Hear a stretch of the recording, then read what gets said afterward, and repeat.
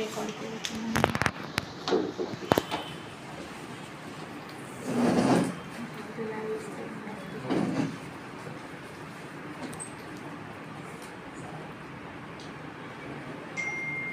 तर माझं नाव आहे श्रीकृष्ण गोसावी. माझा व्यवसाय प्रॉपर्टीमध्ये आहे, फिल्म प्रोडक्शनमध्ये आहे, हॉटेलिंगमध्ये आहे. तर देवेंद्र सिंग गिल हा ॲक्टर आहे साऊथचा, त्यामुळे जो विलनचे रोल करतो पिक्चरमध्ये. त्याची ओळख झाली माझी साधारण जानेवारी 2023मध्ये. जो शेखर गायकवाड आहे गायक, आपला बर्थडे आहे भावाचा, तो गायक, त्याच्यामार्फत माझी त्याची ओळख झाली. आणि त्याचा अहो मित्र मार्ग हा 5 भाषेमधला मूवी आहे. त्या मूवीसाठी मी पैसे इन्व्हेस्टमेंट करावे म्हणून त्याने त्याला सांगितलं होतं. तर मी त्याच्याकडे 1,17,00,000 मूवीसाठी पैसे इन्व्हेस्ट केले. त्याने मूवीचं बजेट सांगितलं मला 30 कोटी. त्यानुसार माझा 4% शेअर ठरला त्यासोबत. आणि इतर त्यांनी माझ्याकडं 30,15,000चे लोन घेतले. असं टोटल 1,47,15,000 मी त्याला दिले. असे माझ्यासारखे 18 को प्रोड्युसर आहेत त्याच्यामध्ये. असे त्याने जवळपास 50 ते 60 कोटी रुपये गोळा केलेले. आणि याच्यामध्ये जेव्हा पिक्चर प्रदर्शित झाला तेव्हा लक्षात आलं की पिक्चरचं बजेट 8 ते 10 कोटीपेक्षा जास्त नाही. कारण मी त्या क्षेत्रात आहे, रवी सर आहेत, त्यांनाही माहिती आहे की पिक्चरचं ॲक्च्युअल बजेट 8 ते 10 कोटीपेक्षा जास्त नाही. मग ह्याच्यामधले जे मेन प्रोड्युसर आहेत आरती देवेंद्र सिंग गिल, मिहिर कुलकर्णी आणि अश्विनी कुमार मिश्रा, या तिघांनी मिळून हा स्कॅम केला. की पिक्चर दाखवला 30 ते 50 कोटीच्या बजेटचा आहे, सगळ्यांकडून पैसे गोळा केले आणि ॲक्च्युअल पिक्चर बनवला 8 ते 10 कोटीचा. पिक्चरचं ॲडव्हर्टायझिंग केलं नाही, थिएटर बुकिंग केलेलं नाही आहे. चला, थिएटर बुकिंगसाठी सुद्धा आधी आमच्याकडून पैसे पण घेतले की मग आम्हाला थिएटर बुकिंगसाठी पेमेंट पाहिजे. थिएटर बुकिंगसाठी सुद्धा साधारण 2 ते 5 कोटी रुपये गोळा केले, पण थिएटर बुकिंग केले नाही. 30 ऑगस्ट 2024ला हा पिक्चर रिलीज झाला.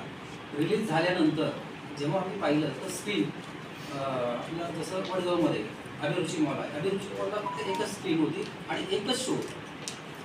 तसं पनवेलमध्ये तर एकही स्क्रीन होती. छोटे कुठेतरी जे छोटे थिएटर आहेत तिथं 15-20 लोक बसू शकतात, अशा थिएटरला त्यांनी स्क्रीनिंग बुकिंग केली. जर पिक्चरचं बजेट दाखवतात 50 कोटी साधारणतः, माझा ॲग्रीमेंट सुद्धा 30 कोटीचं आहे, कुणासोबत 33 कोटीचं ॲग्रीमेंट केलं, कुणासोबत 40 कोटीचं ॲग्रीमेंट केले. प्रत्येक प्रोड्युसरसोबत वेगवेगळ्या बजेटचं ॲग्रीमेंट केलेलं आहे. पण पिक्चरचं बजेट झालं फक्त 8 ते 10 कोटी.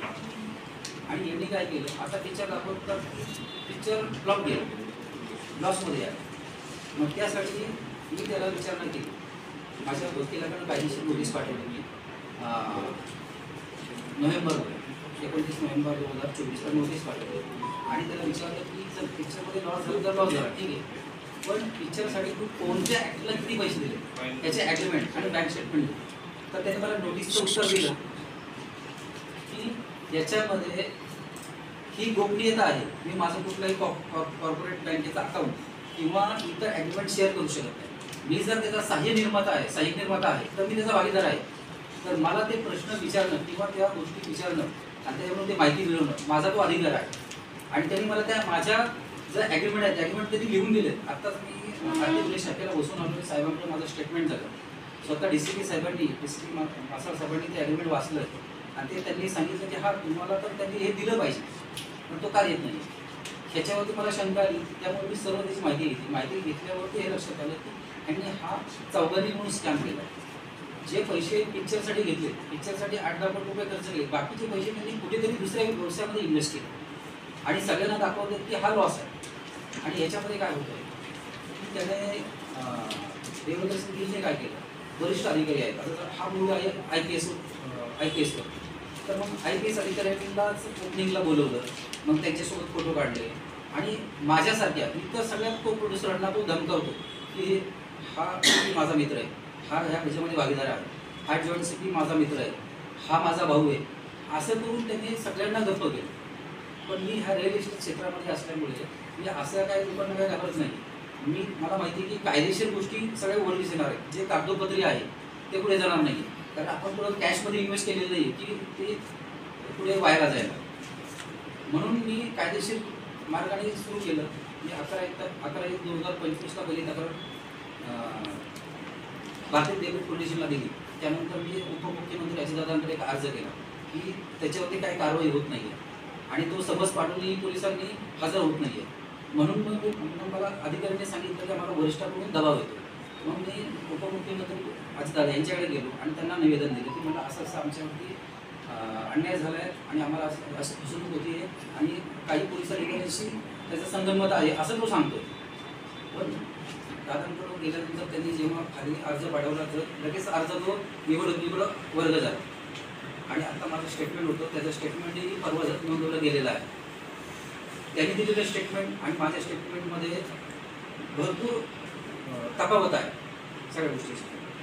आणि त्यांनी मला ज्या मुलीचं दिलेलं उत्तर दिलं त्यांनी मला 2 जानेवारी 2025ला त्यांनी सांगितलं की माझं चार्टर्ड अकाउंटंट ऑडिट चालू आहे, मला ते तुम्हाला आता देता येणार नाही पण तुम्हाला दाखवतो. त्यांनी मला आत्ता 28 तारखेला 28 जानेवारीला त्याचं बँकेचं ऑडिट रिपोर्ट पाठवला. हा ऑडिट रिपोर्ट बघा 29 डिसेंबर 2024चा आहे आणि 2 जानेवारी 2025ला काय बोलतोय की माझ्याकडे अजून ऑडिट रिपोर्ट आलेला नाही. मग हा ऑडिट रिपोर्ट काय आहे आणि ह्याचं जेव्हा बॅलन्स शीट सगळं चेक केलं त्या बॅलन्स शीटमध्ये दाखवलंय की 18 कोटी रुपये 18,69,37,000 हे को प्रोड्युसर लोकांनी त्याला दिलेत. पण कुणी किती दिलेत ह्याचं कुठं काही कमिशन दिलेलं नाही. त्यामुळे हा पण झोल आहे आणि तो म्हणतो की 3.5 कोटी रुपये त्यांनी इन्व्हेस्ट केलेत. म्हणजे मेन प्रोडक्शन हाऊस जे मिहिर कुलकर्णी आहे, अश्विनी कुमार मिश्रा आहे आणि आरती गेला आहे, त्या तिघांनी फक्त 3.5 कोटी लावलेत आणि 8.5 कोटी रुपये को प्रोड्युसर म्हणून गोळा केले आणि हे मेन निर्मातेच आहे. म्हणजे हा स्कॅम नाही आहे का?